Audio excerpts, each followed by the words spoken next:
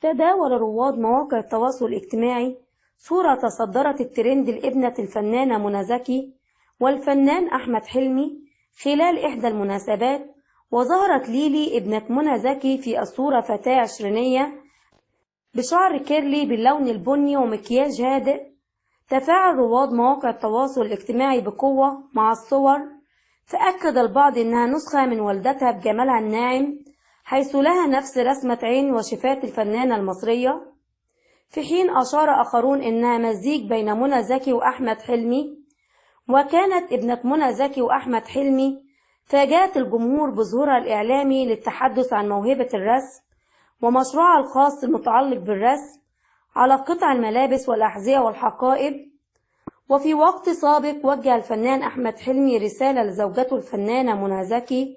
بعد فيلم رحلة 404 في منشور عبر انستجرام بعد حضوره للعرض الخاص الأسبوع الماضي.